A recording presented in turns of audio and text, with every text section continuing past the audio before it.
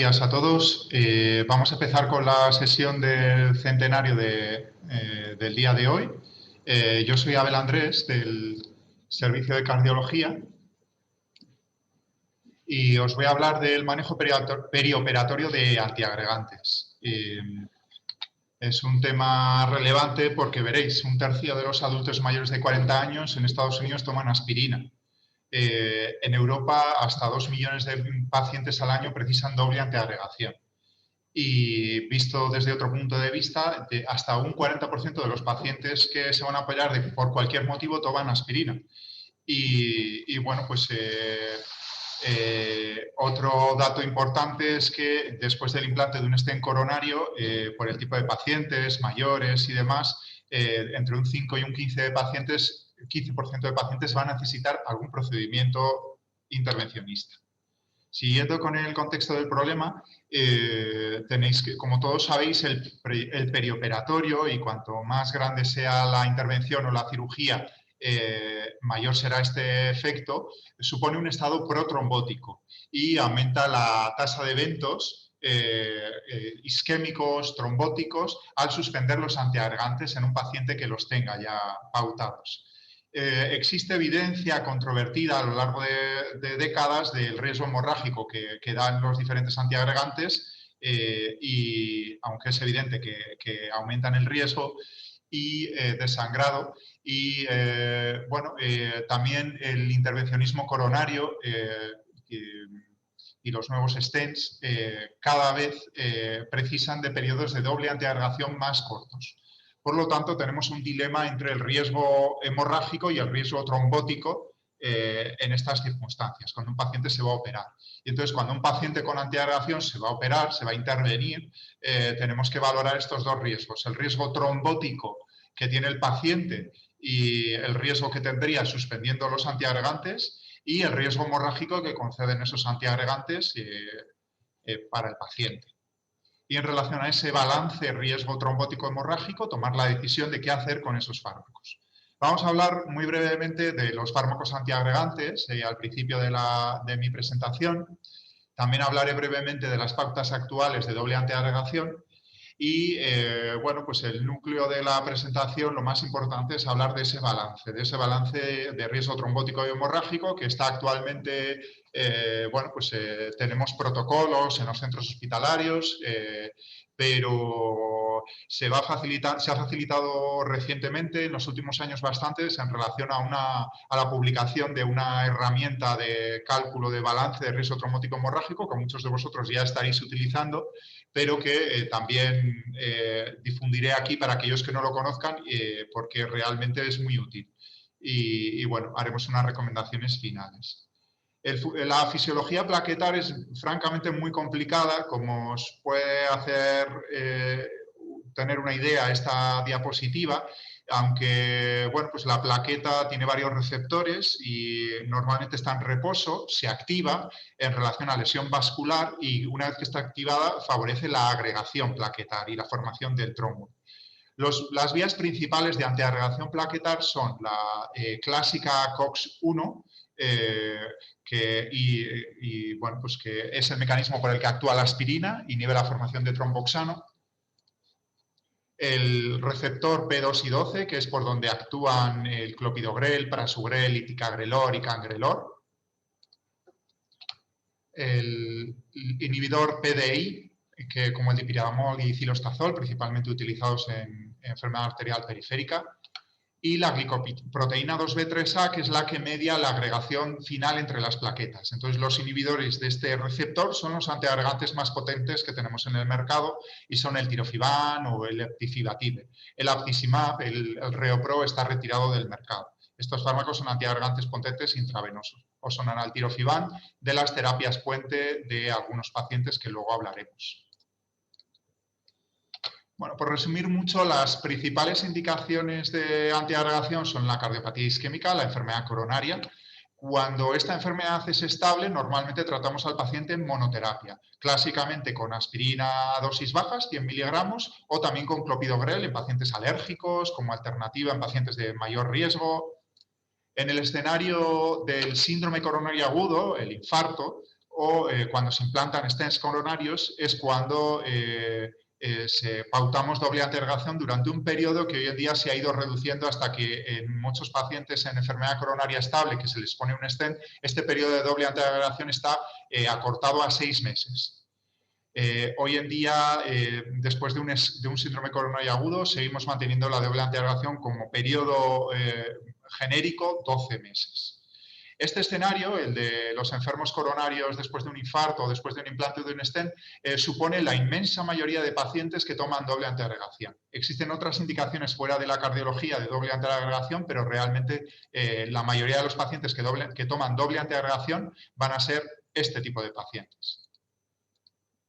En pacientes con ictus isquémico, AIT, arteriopatía periférica, fibrilación auricular, generalmente van a estar antiagregados de forma simple, de forma doble si han recibido un stent periférico, pero bueno, los periodos de antiagregación suelen ser más breves y bueno, pues podrían ser también pacientes con doble antiagregación. La duración del intervencionismo, esta es una presentación de cómo están las guías a día de hoy en enfermedad estable. Como he dicho, la mayoría de los pacientes hoy en día se mantienen con 6 meses de doble antiagregación, pasando después a antiagregación simple en general. Si tuvieran alto riesgo de sangrado, les podemos llegar a reducir la doble antiagregación hasta 3 meses. ¿De acuerdo? En el síndrome coronario agudo, como he comentado, en general la doble antiagregación se debe mantener 12 meses todavía, aunque en algunos pacientes de alto riesgo hemorrágico se puede llegar a reducir a 6 meses. Sabemos, aunque esto nos digan las guías, que después de un evento coronario, si suspendemos el segundo antiagregante, el clopidogrel, el prasugrel, más allá de los 3 meses, y hay algún registro que dice más allá de un mes, el riesgo de trombosis de evento isquémico es muy bajo. Es decir, aunque las recomendaciones sea mantener la doble antiagregación durante 6-12 meses, sabemos que por los registros, que si la suspendemos más allá de 1 o 3 meses, el riesgo de trombosis es muy bajo. Esto tenemos que tenerlo en cuenta a la hora de tomar decisiones de cara a si el paciente se tiene que intervenir. Y aquí con este esquema sencillo introduzco un concepto del riesgo trombótico que tiene el paciente en relación al propio dispositivo, al propio stent que le hemos colocado y al riesgo propio del paciente en sí. Es decir, cuando colocamos un stent a un paciente, a medida que pasa el tiempo, el riesgo de trombosis se reduce. Se reduce, como indica esta línea verde. El riesgo trombótico se reduce y podemos reducir la doble antiagregación a 6 meses, como he dicho, en algunos casos. Sin embargo, el riesgo que tiene el propio paciente por sus factores de riesgo de generar un nuevo evento trombótico, cuando ya ha tenido uno, no disminuye con el tiempo y más bien al contrario van aumentando con el tiempo. De aquí se deduce que los hallazgos que han ido surgiendo en los últimos años que nos dicen que algunos pacientes coronarios se benefician de una doble antiagregación prolongada.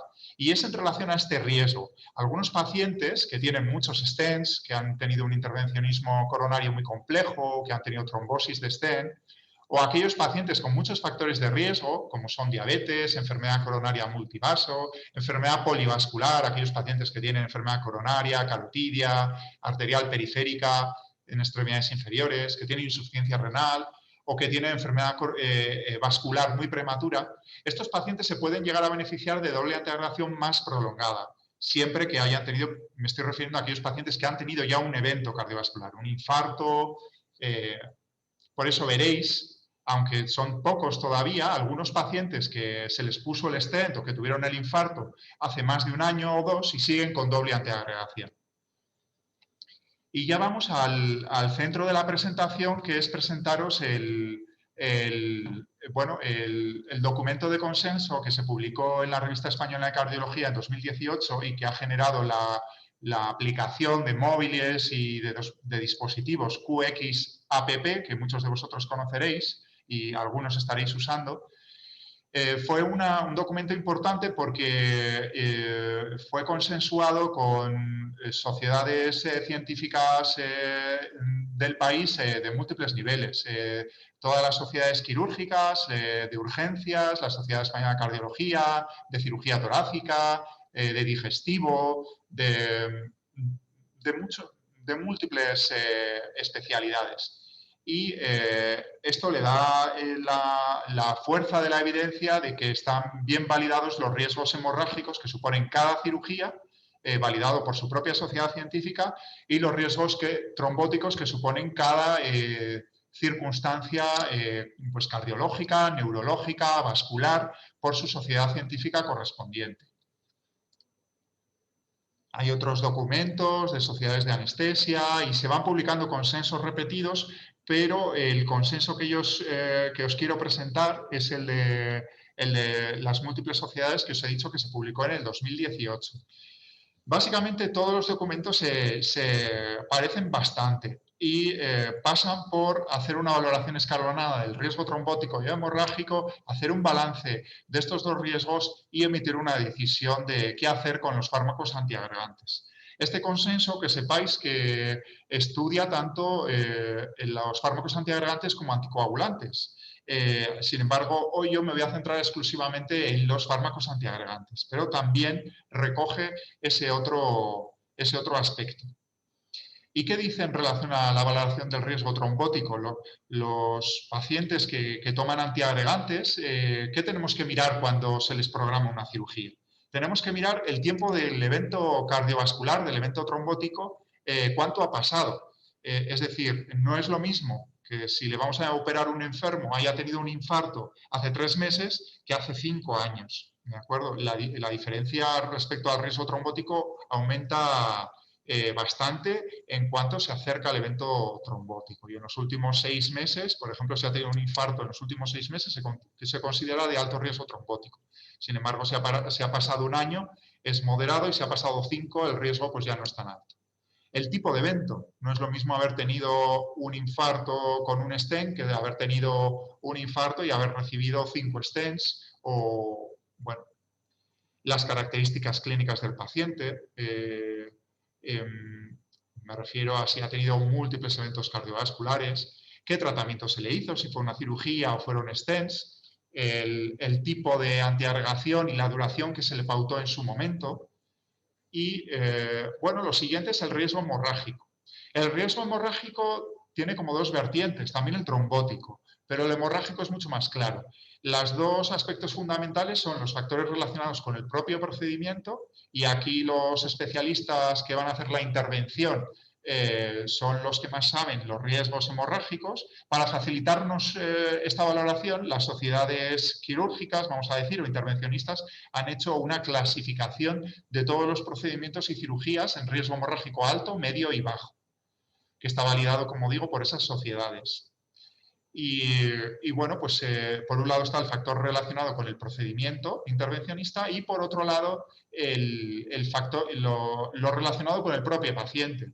¿Qué factores están relacionados con mayor hemorragia en un procedimiento? Pues según el procedimiento serán específicos, pero en general los pacientes ancianos con insuficiencia renal o hepática, que asocian varios fármacos antiagregantes y anticoagulantes, que ya tengan tendencia a hemorragia espontánea, o que tengan trombocitopenia o trombopatía espontánea, pues son factores hemorrágicos claros, ¿no? En general. Y bueno, pues con estos riesgo trombótico hemorrágico tenemos que fusionarlos y hacer un balance individualizado de riesgos, y cruzar las típicas tablas de riesgo trombótico alto, medio, bajo con riesgo hemorrágico alto, medio, bajo, y hacer una decisión multidisciplinar. Los consensos están muy refinados y son muy útiles, pero bueno, pues siempre hay que centrarnos en nuestro paciente y tomar decisiones individuales.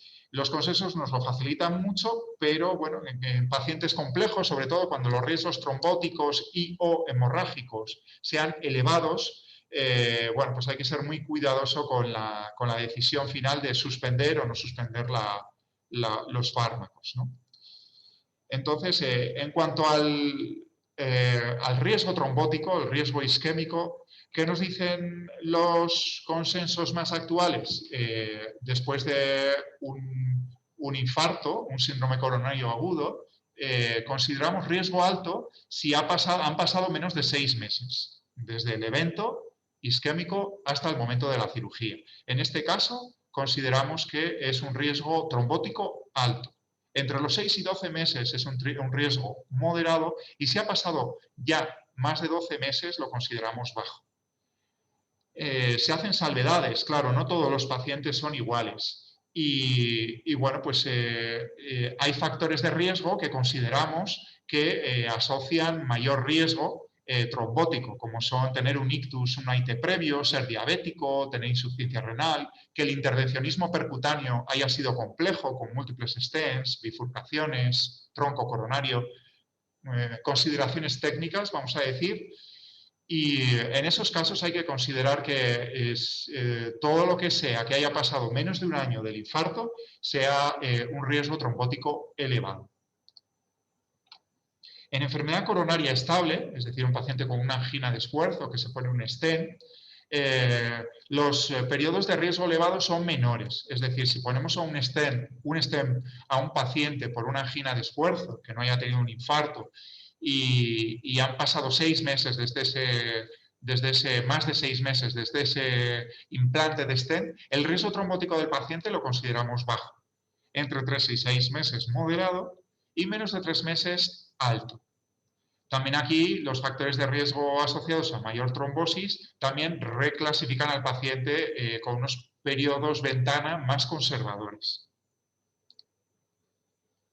En cuanto a los pacientes con ictus, stent carotidios o revascularización de arterias periféricas, bueno, pues los riesgos son parecidos a los que os he comentado. Menos de 3 meses, riesgo elevado. Entre 3 y 6 meses, riesgo moderado. Y más de 6 meses, riesgo ya trombótico bajo. Pasemos al riesgo hemorrágico. Bueno, pues aquí vamos a desglosarlo un poco según el procedimiento y hablar sobre todo del procedimiento, porque es lo más fácil de clasificar y bueno, tiene relevancia importante a la hora del manejo. ¿Sangran más los pacientes con antiagregantes? Cualquier cirujano que esté escuchando dirá que sí. Y bueno, y es cierto. Y es cierto. Pero ¿qué nos dice la evidencia? Hay muchos estudios. Solo traigo uno de muestra del 2018, pero su importancia es que incluye más de 30.000 pacientes. Es un metaanálisis. Hay muchos ensayos clínicos, otros tantos estudios observacionales y registros, y todos tienen grupo control sin antiagregante. Entonces, ¿qué nos dicen? Si el paciente está con aspirina sola, tiene una tendencia, y no la suspendemos previa a la cirugía, existe una tendencia a mayor transfusión, pero no significativa, y no hay un mayor número de reintervenciones. Sin embargo, si el paciente toma clopidogrel, doble antiagregación, aunque no es estadísticamente significativo en este metaanálisis de más de 30.000 pacientes, sí que hay una tendencia clara a mayor reintervención y una evidencia clara de mayor necesidad de transfusión. Si el paciente tiene doble antiagregación, en teoría hay mayor riesgo de hemorragia en un grupo general de cirugía. Y el trabajo que han hecho en este consenso de las sociedades quirúrgicas intervencionistas ha sido clasificar a todos sus procedimientos de manera muy detallada, creedme, lo podéis consultar en el artículo que he comentado, los procedimientos intervencionistas en riesgo alto, moderado y bajo, ¿de acuerdo? Como ejemplos, en cirugía general, una cirugía de pared abdominal no compleja se considera de riesgo hemorrágico bajo, una cirugía biliar urgente de riesgo hemorrágico moderado y una cirugía oncológica compleja de riesgo hemorrágico alto, ¿de acuerdo? Y bueno, pues así, estos solo son ejemplos de diferentes procedimientos que todas las sociedades, incluidas las de digestivo, bueno, cirugía cardíaca, anestesia, han ido clasificando sus procedimientos en esas 3 clasificaciones de riesgo. Y las recomendaciones en relación a este riesgo hemorrágico y trombótico se deben hacer valorando esos 2 riesgos. Y bueno, pues de una manera muy gráfica, la idea es encontrar esta ventana en la que el riesgo trombótico y el riesgo hemorrágico se encuentran en su nivel mínimo. Es decir, encontrar la ventana de nuestro paciente en donde el nivel hemorrágico y trombótico es mínimo y en ese punto hacer la recomendación. Esto es muy bonito en un gráfico, en la práctica no es tan fácil, como todos sabéis. Pero es inevitable este esfuerzo antes de una cirugía, de alguna manera u otra hay que hacerlo. No se puede ni quitar los antiagregantes en todos los casos, ni mantenerlos a toda costa. Hay que hacer, en la mayoría de los pacientes, algo intermedio, que es lo que nos facilitan estos consensos. La primera pregunta es si es una urgencia quirúrgica. Cuando el paciente se presenta de forma urgente con una colecistitis, con sepsis en la urgencia, pues la decisión es fácil. Si la indicación quirúrgica es urgente y no demorable, hay que operar al paciente sin retrasar la cirugía. Hay alguna salvedad y alguna consideración, pues no se puede hacer, está contraindicado si el paciente tiene doble antiagregación, una anestesia neuroaxial, una epidural. Si el paciente toma clopidogrel, prasugrel y ticagrelor, están completamente contraindicada este tipo de anestesia y será pues, más adecuada una anestesia general probablemente. Si el paciente tiene monoterapia antiagregante con aspirina, pues se podría hacer.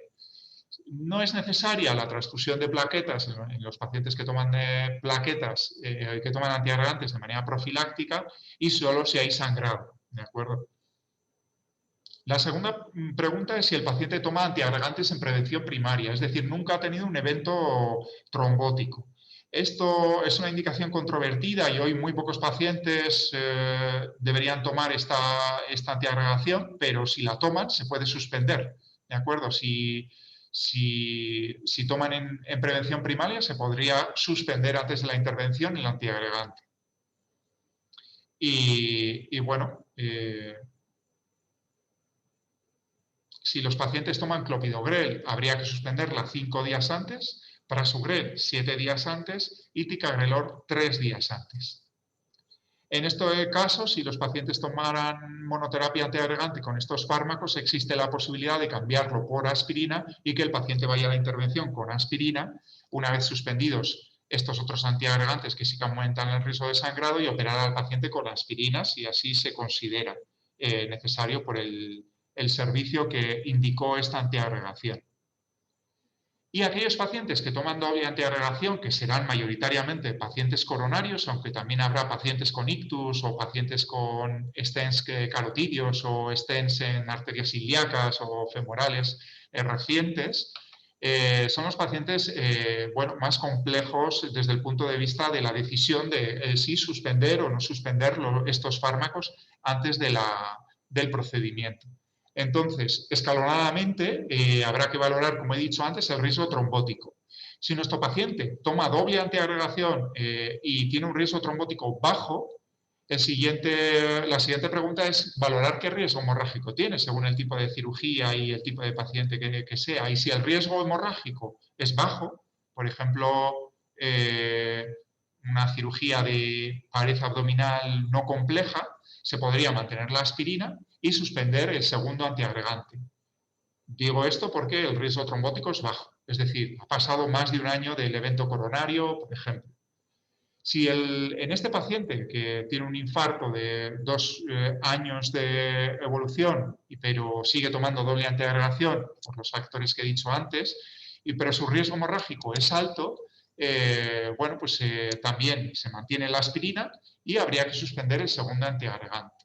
¿De acuerdo? Con el consenso, esta decisión se facilita bastante. O sea, podemos suspender el segundo antiagregante con tranquilidad. Cuando el riesgo trombótico es moderado o alto, se complica la decisión. Y bueno, imaginaos alto, puede ser que un paciente tenga un infarto pues, reciente, hace 5 meses, por ejemplo. Y aquí nos tenemos que plantear si la cirugía es diferible. Si la cirugía es diferible, es preferible esperar a que el riesgo hemorrágico sea bajo. Esto muchas veces no es posible, porque esto supondría esperar varios meses, 6 meses o un año incluso. Esto muchas veces no es posible. Entonces, si no es posible diferir la cirugía, pues tenemos que pasar a la siguiente pregunta, al riesgo hemorrágico. Y si el riesgo hemorrágico de la cirugía es bajo, generalmente podemos mantener la doble terapia antiagregante para el procedimiento y hacer todas las consideraciones posibles, todas las modificaciones posibles del procedimiento para reducir el riesgo hemorrágico, pero operar al paciente con la doble antiagregación. Cuando el riesgo hemorrágico es moderado, imaginaos una cirugía mayor, una cirugía biliar mayor o gástrica, pues hay que individualizar. En principio, la aspirina hay que mantener y hay que valorar suspender el segundo antiagregante porque va a incrementar el riesgo hemorrágico de nuestro paciente. Y bueno, como he comentado antes, en estas circunstancias, cuando el riesgo trombótico es moderado o alto, conviene que se consulte al servicio que indicó la doble antiagregación, generalmente cardiología, aunque puede ser neurología o los intervencionistas que hayan revascularizado las arterias periféricas, con ellos valorar la posibilidad de suspender el segundo antiagregante, cuando el riesgo hemorrágico sea moderado. ¿De acuerdo? En estos casos, valorar suspender el ticagrelor, como digo, 3-5 días antes, el clopidogrel 5 días, el prasugrel 7 días. En el caso de que el riesgo hemorrágico sea alto, no podemos operar bajo ningún concepto al paciente con un ticagrelor, clopidogrel, prasugrel. Y si el riesgo trombótico es alto, generalmente tendremos que valorar una terapia puente. Es decir, cuando el paciente tiene un riesgo trombótico alto y un riesgo hemorrágico alto, habrá que valorar suspender el segundo antiagregante y ponerle un antiagregante intravenoso, tirofiban o cangrelor, intravenosos de manera los días previos a la cirugía, para que vaya el paciente a la cirugía solo con el efecto de la aspirina. Estos pacientes con los nuevos algoritmos, los nuevos consensos, los periodos de doble antiagregación acortadas y el refinamiento de estas herramientas de valoración del riesgo hemorrágico y trombótico se han reducido mucho. Antes, hace unos años, hacían muchos más terapias puentes que hoy en día. Y es en estos escenarios de riesgo trombótico y hemorrágico alto en donde sería planteable. Como digo, de una manera multidisciplinar y completamente individualizada. Tenemos que hablar los servicios implicados y tomar la decisión más adecuada para el paciente.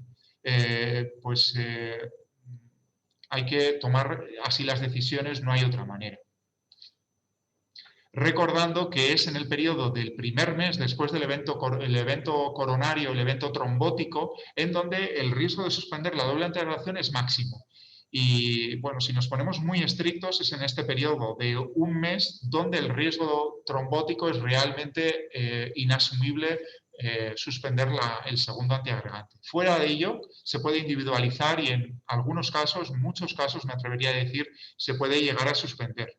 Pero es verdad que hay que hacerlo de una manera muy meditada, vamos a decir.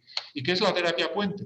Pues es suspender el segundo antiagregante oral, el prasugrel, el ticagrelor, el clopidogrel, unos días antes de la intervención y pautar un antiagregante intravenoso de vida media corta. Hasta ahora ha sido en nuestro centro, en nuestro medio, el tirofiban, también el integrilin o tifibatide, pero recientemente tenemos el cangrelor, otro fármaco intravenoso de vida media corta, que se podría emplear en esta circunstancia. Es decir, suspender 5 o 7 días el antiagregante oral, ingresar el tercer día antes de la operación al paciente para poner este antiagregante intravenoso y suspenderlo unas horas antes de la cirugía para que el paciente vaya a la cirugía sin el efecto del antiagregante oral y sin el efecto del antiagregante IUV.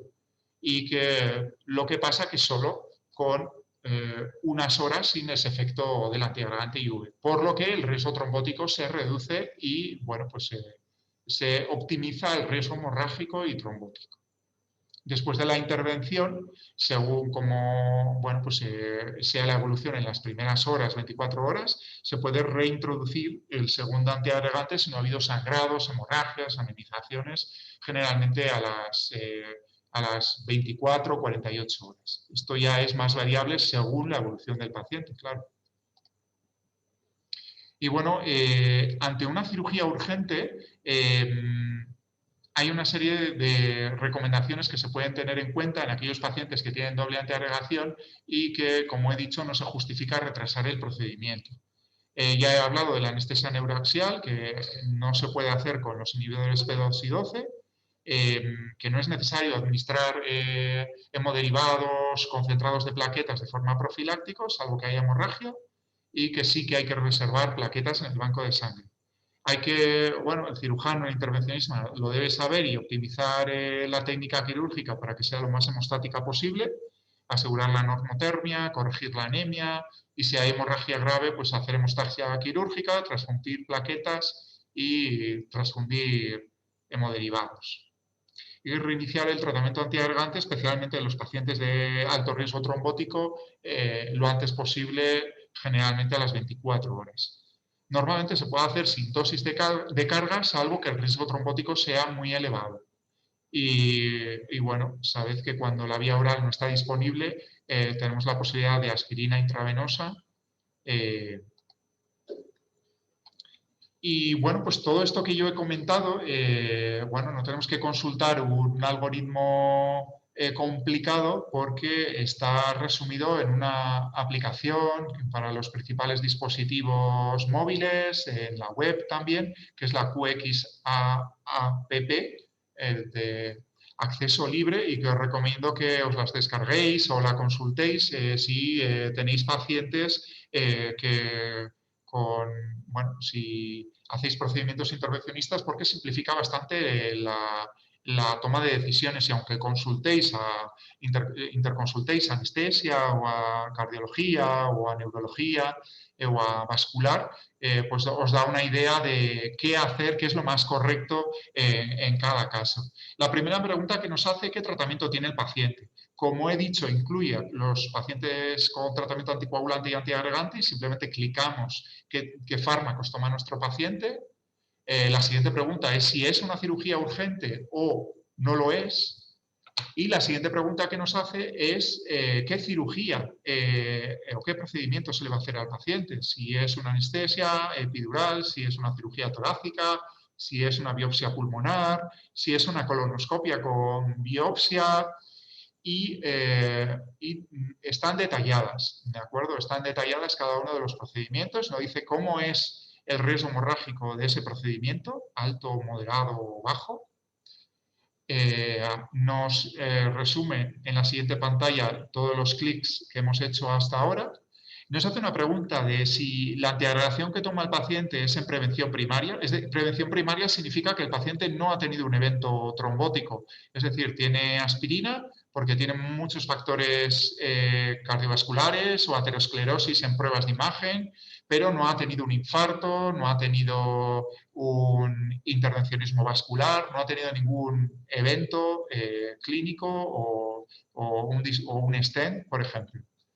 Y la siguiente pregunta es si la cirugía es diferible. Entonces, ya con el siguiente clic nos dice la recomendación. Y en este caso concreto nos recomienda posponer la cirugía hasta que el riesgo trombótico sea bajo. Generalmente, esto lo dice una minoría de casos y otra recomendación, por ejemplo, que podría hacer sería, en general se puede mantener la aspirina, salvo contraindicación, en neurocirugía, por ejemplo, que sabéis que el riesgo hemorrágico es en general alto en todos los pacientes. Se deberá individualizar y tomar una decisión multidisciplinar y generalmente valorar suspender el ticagrelor 5 días. Esta es una recomendación bastante ambigua porque es un paciente de especial alto riesgo y bueno, pues recomienda valorar terapia puente. Pero, bueno, en otras circunstancias valorará, por ejemplo, suspender directamente el ticagrelor 5 días o las recomendaciones pueden ir variando y nos pueden orientar mucho y son recomendaciones muy calibradas y consensuadas que, por ejemplo, nosotros en cardiología utilizamos. Y bueno, pues las conclusiones de lo que os he hablado hoy serían que, bueno, pues hay mucha heterogeneidad en el tratamiento antiagregante durante el perioperatorio y esto sigue siendo un problema. Se recomienda utilizar documentos de consenso, protocolos hospitalarios, en Basurto tenemos uno se acerca bastante a este documento de consenso que os he explicado y os he presentado hoy. Es en general la interrupción del tratamiento antiagregante es un escenario, como muchos otros, huérfano de una evidencia científica que nos diga exactamente cuál es el riesgo exacto de cada paciente y lo que sí sabemos y es machacón a la evidencia es que reducir el tratamiento antiagregante aumenta el riesgo trombótico y que mantener la doble antiagregación aumenta el riesgo hemorrágico. Sabemos también que se puede reducir la terapia puente intravenosa a casos muy excepcionales e imprescindibles, en donde sea imprescindible. Y bueno, pues es un escenario cambiante de recomendaciones porque las sociedades científicas están haciendo recomendaciones actualizadas permanentes en cuanto a los periodos de doble antiagregación, por lo que estas recomendaciones pueden ir cambiando. Y bueno, pues es imprescindible crear grupos multidisciplinares bueno, pues en nuestro centro estaba en marcha la actualización del protocolo de manejo perioperatorio de fármacos antitrombóticos, tanto anticoagulantes como antiagregantes previos a procedimientos intervencionistas que paró la pandemia, pero es imprescindible que haya consensos multidisciplinares entre todos los servicios implicados. Y bueno, pues nada más, es que ricasco.